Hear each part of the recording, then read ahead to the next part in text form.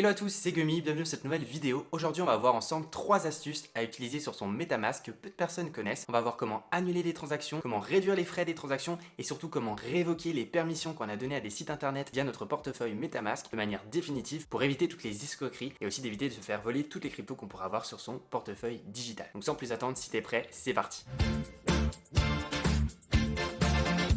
Alors je t'ai mis mon écran de smartphone à côté pour que tu puisses voir justement qu'est-ce que je fais directement en temps réel. Donc on commence tout de suite avec la première astuce qui est de comment réduire les frais des transactions. Alors pour modifier ces frais de transaction ou ces gas fees en anglais, c'est très simple. Il suffit de lancer une transaction avec son portefeuille MetaMask. Donc je vais prendre un exemple ici sur PancakeSwap. Je vais échanger des cakes contre des BNB. Ensuite ça va me rediriger sur la transaction avec MetaMask. Et puis là justement tu peux voir les frais de gaz estimés. Et en fait tu as simplement à cliquer dessus. Et puis là tu vas pouvoir justement modifier ces frais de transaction. Tu vas pouvoir cliquer sur faible, moyen ou élevé, ou bien directement dans les options avancées, et bien réduire les jaweight, c'est-à-dire les unités de gaz que tu seras prêt à utiliser pour faire la transaction. Alors il faut savoir que plus les frais de transaction seront élevés, plus ta limite sera maximale et plus ta transaction aura de chances d'aboutir et d'aboutir rapidement surtout. Alors que si tu diminues la limite maximale de frais de transaction, certes tu vas payer moins cher, mais en contrepartie ça va prendre plus de temps pour valider ta transaction. C'est à toi de voir quand tu veux faire des achats rapides d'augmenter ta limite pour pouvoir aller très vite, ou bien si jamais tu veux faire des achats sans vraiment te presser,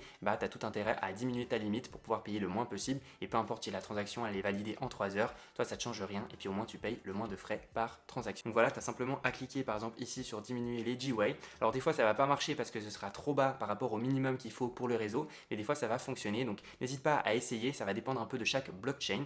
Moi voilà, je vais mettre 0,9 centimes et puis on va voir si ça marche. Donc cliquez sur confirmer, puis du coup là on peut voir qu'il y a une erreur de transaction, donc les frais de gaz sont trop faibles, donc il va falloir que j'augmente ma limite maximale. Et voilà, on peut voir que la transaction a été effectuée. La deuxième astuce, c'est comment annuler une transaction. Imagine tu envoies des crypto-monnaies à quelqu'un, mais tu as fait une erreur dans l'adresse du destinataire, et puis du coup tu vas envoyer tes crypto-monnaies et elles vont se perdre. Alors tu peux encore annuler ta transaction à temps. Il suffit simplement de cliquer sur le bouton annuler sur MetaMask. Je vais te montrer ça tout de suite. Donc, par exemple, si j'essaye de m'envoyer des crypto-monnaies sur mon deuxième compte, donc je vais coller mon adresse publique et ensuite je mets suivant. Je vais mettre le nombre de crypto-monnaies que je veux envoyer. On va mettre 0,08 suivant. Puis ensuite, je vérifie que tout est bon, je vais cliquer sur envoyer, etc.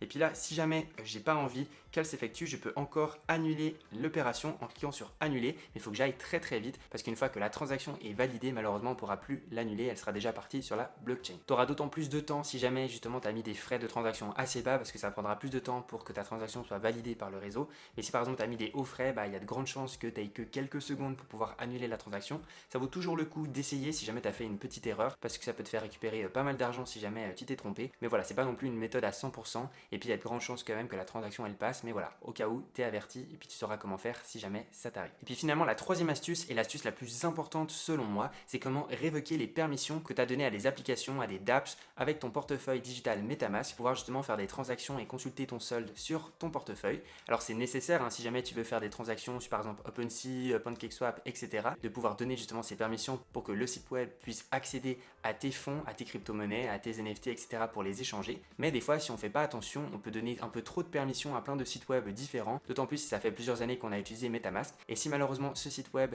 n'est pas très sécurisé, il y a de 1 des chances qu'il se fasse hacker et qu'ensuite les hackers puissent utiliser ces permissions pour pouvoir te dérober tes crypto-monnaies. Et de 2, il n'y a pas toujours des sites web qui sont 100% véritables. Il se peut que tu sois tombé en fait sur une copie de phishing de ce site web. Donc c'est des sites web qui se font passer pour le site web officiel. Ils modifient seulement qu'une lettre ou quelques lettres sur l'adresse web. Tu t'en rends pas vraiment compte tout de suite. Et puis malheureusement, si tu donnes des permissions à ces sites web malveillants, ils peuvent ensuite t'arnaquer et te dérober tes crypto-monnaies. Donc c'est très important que tu fasses bien attention à qui tu donnes tes permissions sur ton portefeuille. Alors quelque chose aussi à bien avoir en tête et que je ne savais pas il y a encore quelques semaines, c'est que même si tu utilises par exemple une clé physique, donc par exemple une Ledger ou bien une Trésor pour pouvoir sécuriser tes crypto-monnaies, du moment que tu donnes la permission à un site web d'utiliser telle ou telle crypto-monnaie avec ton portefeuille, eh bien peu importe si tes cryptos sont sécurisés sur ta Ledger, si tu as donné l'autorisation par exemple à OpenSea d'utiliser tes ETH, tes Ethers, eh bien il peut à tout moment pouvoir les utiliser pour faire des transactions. Donc forcément si c'est des sites qui sont reconnus et sécures, il ne faut pas trop se prendre la tête, mais si c'est des petits sites, ça peut être potentiellement dangereux. Parce que la Ledger elle va juste éviter que tes clés privées soient stockées sur un navigateur web qui pourrait être plus facilement hackable qu'une clé physique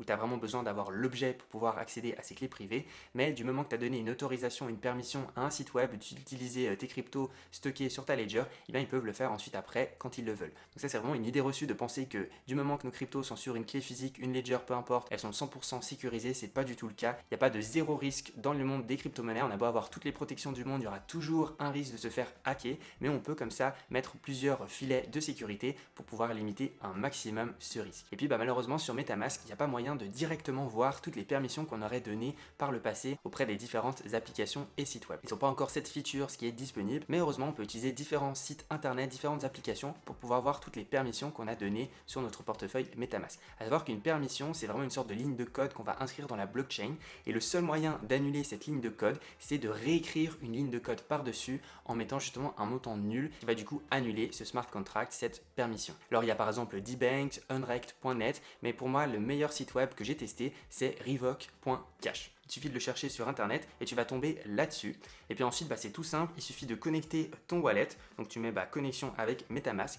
Et puis ensuite, tu vas pouvoir voir les permissions qui ont été accordées par blockchain avec ton portefeuille MetaMask. Alors il faut savoir que ça marche vraiment par blockchain et que tu pourras annuler qu'une seule permission à la fois. Tu ne pourras pas d'un coup avec un bouton magique annuler tout ce que tu as fait. Le seul moyen de faire ça, ce serait par exemple de créer un autre MetaMask où là tu pourrais repartir de zéro. Mais si tu veux conserver ton MetaMask parce que tu as beaucoup de crypto-monnaies et que ça te saoule de les switcher sur un autre MetaMask, je te conseille cette méthode. Donc là, une fois qu'on est sur le site web de revoke.cash, c'est tout simple. Tu peux soit choisir token, soit choisir NFT parce qu'on fait aussi des permissions pour faire des transactions avec les NFT. Et puis ensuite, je te conseille de cocher les deux petits carrés ici parce que ça va aussi permettre de voir toutes les permissions. Puis là, on peut voir que justement, tout à l'heure, j'ai fait cette transaction sur PancakeSwap et puis j'ai dû donner du coup une permission pour le cake. Alors il faut savoir que les permissions, fort heureusement, c'est pas une permission sur tout ton portefeuille MetaMask, c'est simplement sur le token ou bien l'NFT en question dans lequel tu as donné ta permission. Par exemple, si tu voulais échanger des BNB, tu vas simplement donner une permission pour échanger du BNB. Ça va pas donner une permission pour toutes les autres cryptos. Donc le site web qui a cette permission, il pourra simplement, au pire des cas, te dérober du BNB, mais